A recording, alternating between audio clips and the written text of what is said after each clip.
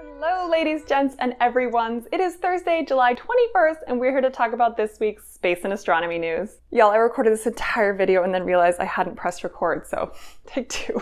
After the fourth attempt at a wet dress rehearsal test was only quasi-successful back in the end of June, there have been a lot of questions about the status of the Artemis I mission. But this week we got some answers. Working on the rocket at the VAB, the source of that hydrogen leak was discovered and repaired and is currently being tested. This repair was one of the biggest concerns, but there was also a lot of planned work to be done in order to prepare the rocket to be ready to roll back out to the pad, including putting Commander Munikin on board, which I still love that. NASA said yesterday at a press briefing that they have currently reserved August 29th, September 2nd, and September 5th as potential launch dates. They stressed that they are not committed to these dates and that these will definitely be launch attempts. Given that the SLS has never flown before, there's a lot of unknowns going into the big event. But it's amazing that we might be less than 2 months away from launch. Finally.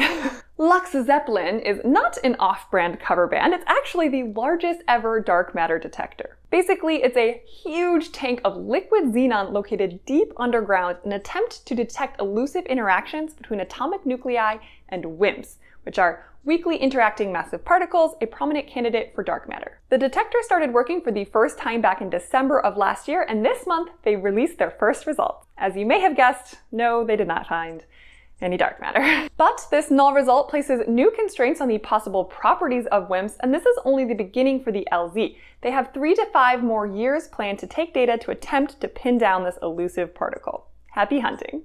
Mauna Kea is a huge dormant volcano located on the island of Hawaii. Thanks to its high altitude and very dry and stable air, it's a really ideal location for astronomical observations, as attested to the 13 telescopes that have been built at the summit since 1964. But Mauna Kea also has a very delicate ecology and is sacred to Native Hawaiians. As such, there has always been debates about the building of telescopes on the mountaintop, including surrounding the current construction of the 30-meter telescope, or TMT, which has faced protests, road blockages, and ping-ponging legal challenges and statuses. While the TMT construction does have the legal green light at the moment, and the TMT collaboration is still committed to Mauna Kea as the primary site for the telescope, construction is currently on pause. Since the 1960s, management of Mauna Kea has fallen exclusively to the University of Hawaii and its Center for Mauna Kea Stewardship, under a 65-year lease granted by the state government. However, earlier this month, the Hawaii state government passed this bill into law, which actually transfers control from the University of Hawaii to a new Mauna Kea Stewardship and Oversight Authority. This new authority will have 11 voting members, including mandatory inclusion of Native Hawaiians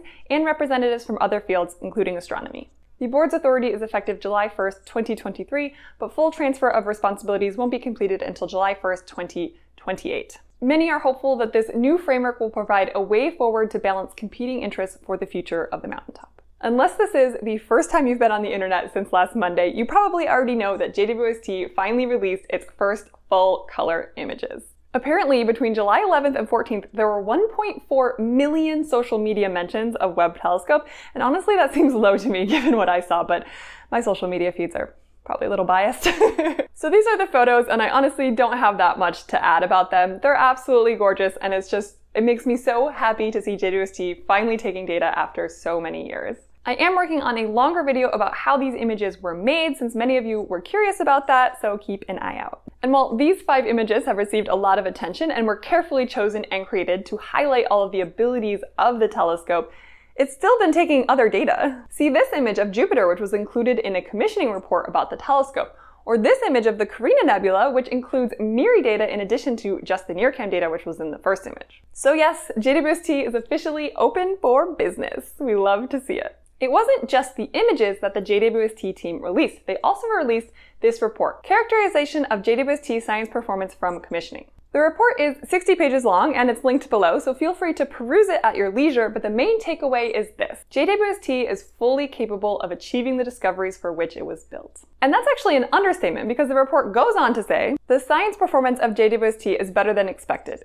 In basically every category, really. This actually means that JWST can complete its planned observations in less time than anticipated, which means more time for more observations and more results, plus enough propellant to operate for at least 20 years. This isn't unexpected given the results that we saw along the way, but this now includes all of the commissioning of all of the instruments and all of the observing modes, and everything is tested and available and good. And now we wait for the science to come pouring in. Oh, well, that didn't take long. On Tuesday, a team of scientists released a paper identifying 2 candidates for the most distant galaxies ever seen. The previous record holder for the most distant galaxy was GNZ11, which was observed by Hubble and had a redshift of about 11. Well, look at these two! Yeah, that's a redshift of 13. Not only is Glass Z13 possibly the most distant galaxy ever observed, but both of these galaxies are very bright. So bright that it actually breaks predictions about the number density of bright galaxies in the early universe. Remember, when we're looking at really distant galaxies like this, we're also looking back in time thanks to the travel time of light, which means we're looking at the very early universe. In this case, just a couple of hundreds of millions of years after the Big Bang. Given the telescope's abilities, it's not surprising that JWST was able to do this so quickly. Actually, I thought it was really funny. So the NASA Associate Administrator for the Science Directorate said in a blog post, surely the oldest galaxy record is about to fall literally on the same day that this paper was released.